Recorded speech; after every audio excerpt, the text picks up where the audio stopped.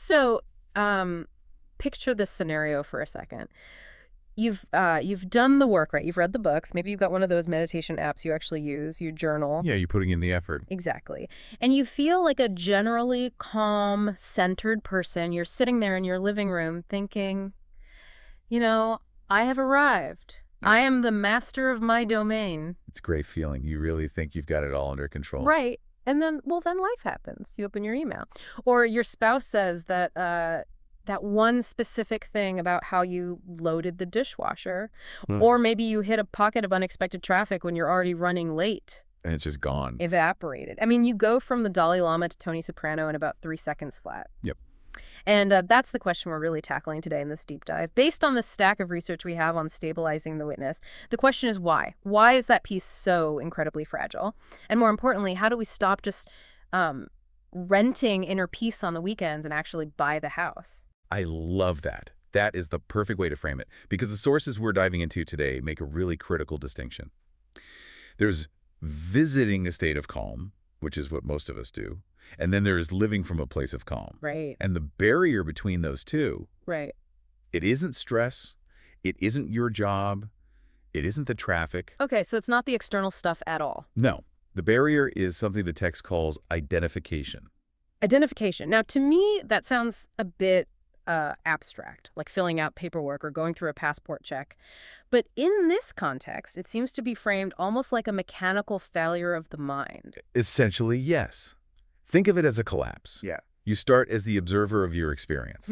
You are watching the movie of your life. Okay. But when identification happens, you fall into the screen. You stop watching the anger or the fear, and you become completely convinced that you are the anger. But hold on, that feels automatic, doesn't it? Like, it doesn't feel like I'm making a conscious choice to say, oh, I will identify now. It feels like the anger just hijacks me. Completely. It feels like a reflex. It feels that way because of the speed. And this is where the source material gets really fascinating. It breaks down the anatomy of a reaction. It basically slows down the tape so you can see the exact glitch. Okay, let's look at the slow motion replay then. What is actually happening in that split second? Well, it starts with a trigger, just a thought, like, this isn't fair, or they are disrespecting me. But thoughts, on their own, are actually pretty weak. They don't have mass. You can usually brush a thought away. Right, I mean, I can have a thought about eating a brick, but I don't actually do. Exactly. But the second link in the chain is the body. The sources emphasize that within milliseconds of that charged thought, your biological hardware takes over. The amygdala fires, and you get a massive chemical dump. Cortisol, adrenaline. A physical punch. Yes. Yeah. Your chest tightens, your jaw locks, heat rises in your face, your belly contracts. This is pure evolutionary biology. Your body is prepping for a fight. Okay, so now I'm physically amped up. And here is the critical moment. The mind scans the body. It feels this intense, undeniable physical pressure, and it makes a logic error. A logic error. Right. It says, if I feel this sensation this strongly, this problem must be massive. And if it's this massive, it must be me. Wow. So the intensity of the physical sensation is what tricks us into thinking it's our identity. Precisely. The source calls it the collapse. Your awareness rushes toward the sensation like a moth to a flame, and you lose your perspective as the observer. You merge with the reaction. You aren't noticing tightness anymore. You just are furious. And this leads to one of the wildest ideas I found in the reading today.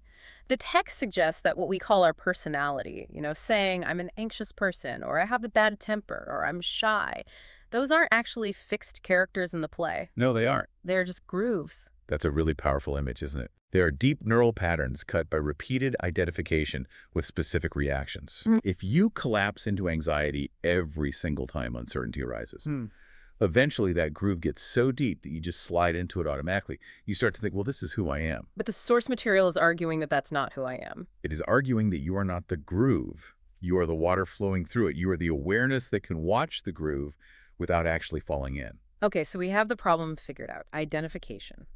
And we have the mechanism, which is the body hijacking the mind through a chemical dump. Exactly. Now let's talk about the solution. The sources introduce this concept called the Shiva Principle. Now I want to be super clear for everyone listening right now. The text specifies this isn't about religion, right? Correct.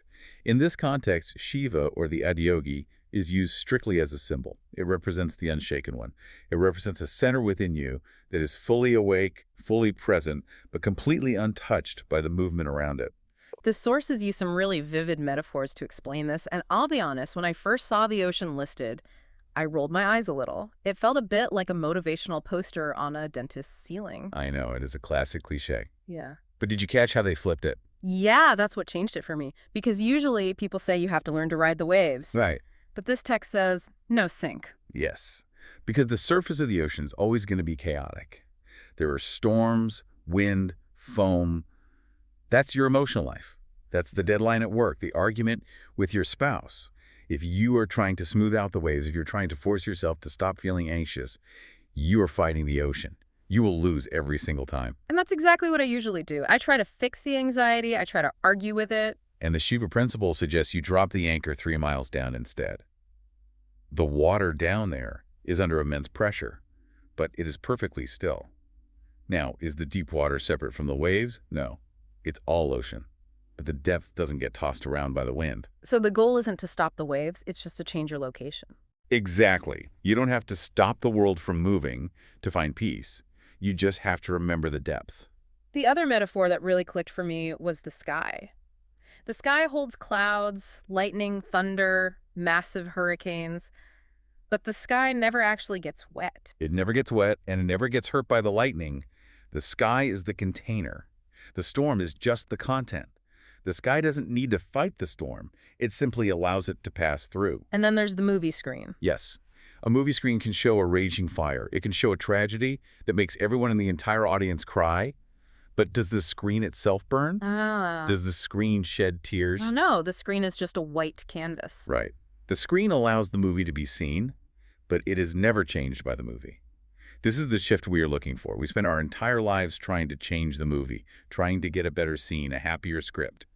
The Shiva Principle invites us to simply remember that we are the screen. Which sounds lovely, honestly. It takes so much pressure off. But let's be real for a second. It is incredibly hard to be the screen when the movie playing is a horror film about your career imploding or your kid getting sick. Oh, absolutely. It's the hardest thing in the world. Yeah. It's easy to be the screen when the movie is a romantic comedy. Exactly. So how do we actually do this? Because the source material outlines 3 specific internal practices to build this muscle, and I really want to get into the weeds on these. Let's do it. The first one is called expanding inner space. And I have to say, the instructions here felt a little counterintuitive to me and maybe a little woo-woo. It could definitely sound that way at first. Oh, usually when I'm stressed, I hunker down, I focus in, I get tight. But this practice asks you to do the exact opposite. It asks you to sense the air around your body. It does. But there is a very real physiological reason for this. Think about what stress is physically. It is contraction. You narrow your focus. You tense your muscles. You become a small, hard target. Okay, that track. So this practice is a trick to reverse that contraction. It asks you to move your attention from the content, which is your obsessive thoughts, to the container. It starts by sensing the space in the room, the air touching your skin, the actual distance to the wall behind you. So you're forcing the lens to zoom out. Yes. And this is the key mover right now. You bring that sense of space inside the body. You imagine or sense that the space inside your skull, inside your chest, is continuous with the space in the room. The text mentions that people often feel cramped inside their own heads. Because they are contracting around a feeling. When you contract, you become small. And when you become small, the problem seems huge. By consciously expanding your awareness to include the space around you, you stop contracting. And I actually tried this while I was reading the notes. It's weird, but you don't become less yourself by doing it. You actually feel more spacious, more present. You become the container. And again, the container's never bothered by what it holds. Think of it this way. If you are a tiny cup of water and someone puts a tablespoon of salt in you, you are salty. Very salty. But if you are a massive lake and someone puts a tablespoon of salt in you, you don't even notice. This practice turns you into the lake. Okay, so that's step 1. Get big, become the lake. But then comes the second practice, and the expert in the text specifically warns that this one requires courage. It does. This is observing emotion without collapse. Because normally when we feel bad, we want to look away, we want to distract ourselves, we scroll on our phones, we eat something, literally anything to not feel the feeling. Or we dive headfirst into the story. He said this and then I said that, and it's just so unfair. that is also a way of avoiding the raw data of the feeling. So what are we supposed to do instead? You recall a mild stressor, something manageable for practice, and then this is the crucial step. You drop the story completely. You drop the narrative of who is right or wrong, and you look strictly at the body sensation. So instead of thinking, I am angry at Bob, it's more like, there is heat in my chest. Exactly. You observe the sensation as a scientist would observe a specimen in a lab. There is tightness here, there is pressure there. You objectify the emotion. You turn it into an object that you are looking at rather than the subject that you are. And the text introduces this concept of dual awareness here. Yes. This is the absolute game changer. You practice noticing the sensation, and at the exact same time, you notice the awareness that is holding the sensation. You toggle between them. Here's the heat, and here's the me watching the heat. The guest and the host. Right. The emotion is the guest. You are the host. When you can see them both clearly, the suffering is drastically reduced. Why? Because the identification is broken. You know you aren't the heat. You are the space holding the heat. It sounds like it just turns the volume down on the whole experience. The heat is still there, sure, but it's not burning the house down. It creates a gap. And in that gap, freedom lives. To help keep us in that gap, the source suggests a third practice, a mental tool, basically a silent mantra. A mantra is just a tool to rhythmicize the understanding. It gives the busy mind a bone to chew on so it doesn't run away. And the specific mantra here is synced with the breath. Yes. On the inhale, you think, I am not the movement. And on the exhale, I am the space. I am not the movement. I am the space. It's incredibly simple. It is, but it works so well because it's not denial. You aren't saying, I'm not angry. You are saying, I am not the movement of anger. It orients you from the inside out. It reminds you of your true coordinates. I really like that distinction. It's not gaslighting yourself. It's just clarifying your position. I'm back here watching the screen. I'm not in the movie. Exactly. Now, this is all great when we're sitting alone in a chair with our eyes closed. But the source material is really emphatic about one thing. The real laboratory isn't the quiet room. No. The real laboratory is the stressful meeting. It's the traffic jam. It's the argument with your spouse in the kitchen. That is where this practice actually lives or dies. So let's talk integration. The text gives us 4 specific tools for when we are under actual pressure, real-time stress. And we have to talk about the first one, the 5-second pause. Because on paper, this looks like the easiest advice in the world. Just wait 5 seconds. And in practice, it is probably the hardest thing a human being can do. It really is. When someone pushes my buttons, my mouth wants to move before my brain has even logged in. The robot just wants to scream. That is the biological robot taking over. That chemical dump we talked about earlier, it demands immediate action. The instruction here is to wait 5 seconds. Just 5. What does that 5 seconds actually do for us? It creates a gap between the stimulus and your choice. In that gap, the chemical surge peaks and starts to drop. You literally get your IQ back. Without the gap, you are just a machine reacting to a button being pushed. The pause breaks the circuit. Okay. Tool number 2 is drop into the body. This connects right back to what we discussed earlier. When the mind starts spinning a story of victimhood or rage, you instantly shift your focus to the physical location of the stress. So, my boss is a jerk. Instantly becomes my stomach is in knots. Yes. It grounds you. You can't be lost in the past or the future when you are feeling a physical sensation right now. It anchors you in the present moment, which is the only place where the witness lives. Tool number 3 is a physiological reset, and the text points to 2 specific body parts, the jaw and the shoulders. Oh, yes. The stress earrings. What? Stress. You know when your shoulders are hiked up so high they look like earrings? Oh, God, I'm literally doing that right now. We all do it. Uh-huh. The jaw and the shoulders are the very first places the human body contracts when it feels threatened.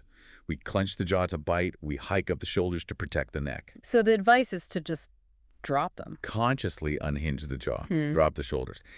Doing this sends a reverse signal to the nervous system. It says, we are safe. We don't need to fight.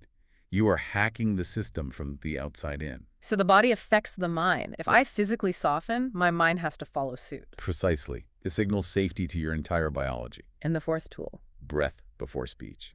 Honestly, this is just a good rule for life in general. It really is. The rule is simply this.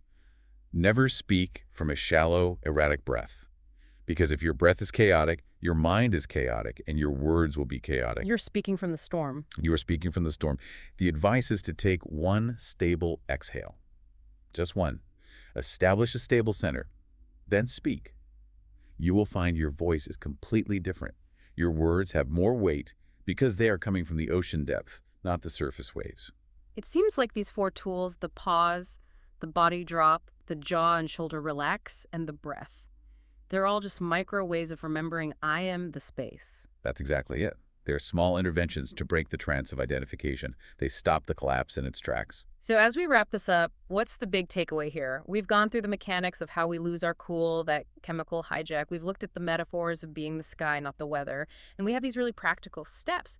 But it feels like a lot of work. It is work. But I think the most important takeaway from these sources is that this unshaken center isn't something you have to build from scratch. You don't have to construct it. You don't have to earn it. Right, the text is very clear that it's already there. It is already there. It is Yeah. the silent background of every single experience you have ever had. It is the root that allows the tree to move in the wind without falling over. We are just uncovering You're it. just wiping the dust off the screen. Exactly. And the more you rest in that space, the more you can engage with the world. You aren't checking out of life. You aren't becoming a zombie. You're actually showing up more fully because you aren't being swept away by every little thing that happens. You can feel the emotions, you can care deeply about the work, you can love the people around you, but you don't drown in it. You don't drown. You Yeah. remain the ocean. I love that. So here is a final thought for you to carry with you today, straight from the source material. It's a bit of a challenge, really. You don't need the world to stop moving to find peace. The world is going to keep moving. The news will be crazy. Work will be busy. Things will inevitably break. You don't need the movement to stop. You just need to remember one thing. You are the space. That is the practice. Thanks for diving deep with us today. See you next time.